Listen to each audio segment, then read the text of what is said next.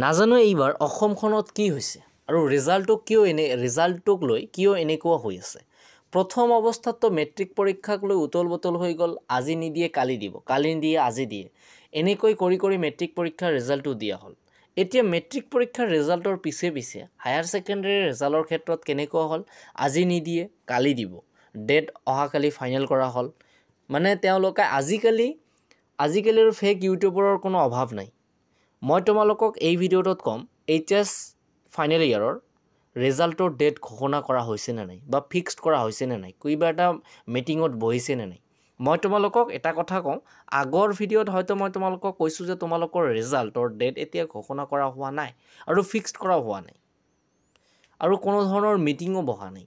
কাৰণ মই তোমালোকক কৈছোঁ আগৰ ভিডিঅ'টোত যে ৰিজাল্টৰ পাৰ্মিশ্যন কেৱল মাত্ৰ CMৰ হাতত থাকে আৰু এডুকেশ্যন মিনিষ্টাৰৰ হাতত থাকে। এই এডুকেশ্যন মিনিষ্টাৰ আৰু CMে যদি মাত্ৰ এবাৰ কৈ দিয়ে যে আজি ৰিজাল্ট দিয়া হ'ব এতিয়া এই মুহূৰ্তত, তেন্তে ৰিজাল্ট এতিয়া এই মুহূৰ্তত আজিয়ে দিয়া হ'ব। গতিকে তোমালোকৰ ইউটিউবৰ কথা, মানে ইউটিউবৰ বিভিন্ন ধৰণৰ ফেক ইউটিউবাৰৰ বা ফেক নিউজ চেনেলৰ কথা বিশ্বাস কৰিব নালাগে। কাৰণ আজিকালি নিউজ চেনেলৰো অভাৱ নাই আৰু ফেক ইউটিউবাৰৰ অভাৱ নাই আৰু ফেক এডিটৰৰ অভাৱ নাই। কাৰণ মেট্ৰিক পৰীক্ষাৰ মাৰ্কশ্বিটবিলাক বা পাছিং ইয়াৰৰ পাৰ্চেণ্টেজ যেনেকৈ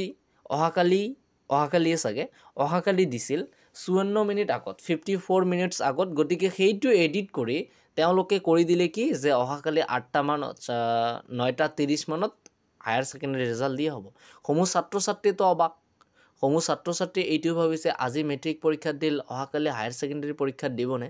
মোক ছাত্ৰ ছাত্ৰীসকলে কল কৰি আছে, মইতো কল ধৰিব পৰা নাই।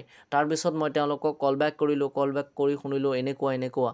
মই তেওঁলোকক ক'লোঁ যদি তেনেকুৱা হ'লে তেন্তে আমাৰ মামা বা বৰ্ডৰ তৰফৰ পৰা যিটো আমাৰ অনলাইন আছে, বৰ্ডৰ তৰফৰ পৰা যিটো আমাৰ Assam higher secondary education council আছে, সেইটোত তোমালোকে ন'টিছ পালা হয় আৰু বিভিন্ন ধৰণত প্ৰকাশ পালে হয়। গতিকে ফেক ইউটিউবাৰৰ কথা বিশ্বাস কৰিব নালাগে, মই আকৌ কৈ আছোঁ। আৰু ৰিজাল্ট মেবি তোমালোকৰ বিহুৰ পিছত দিব। কাৰণ মেট্ৰিকৰ ৰিজাল্টটো এইকাৰণে আগত দিয়া হৈছে, তাত MCQ আছিল, অ'মাৰ্কশ্বিট আছিল। তেওঁলোকে কেৱল মাত্ৰ কম্পিউটাৰত ঢুকাই দিছে আৰু বাহিৰ কৰিছে ৰিজাল্ট দেখা কমপ্লিট।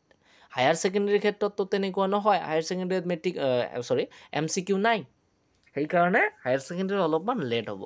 মই তোমালোকক এইটো আইডিয়া দিব পাৰিম যে হায়াৰ ছেকেণ্ডেৰী ৰিজাল্ট 26 তাৰিখৰ আগতে দি দিব, 26 এপ্ৰিল ইয়াৰ আগতে দি দিব, ঠিক আছে। তো ছাত্ৰ ছাত্ৰীসকল তোমালোকক আকৌ কৈছোঁ, ফেক ইউটিউবাৰৰ কিন্তু অভাৱ নাই। গতিকে ফেক ইউটিউবাৰৰ কথা বিশ্বাস কৰিব নালাগে, ঠিক আছে।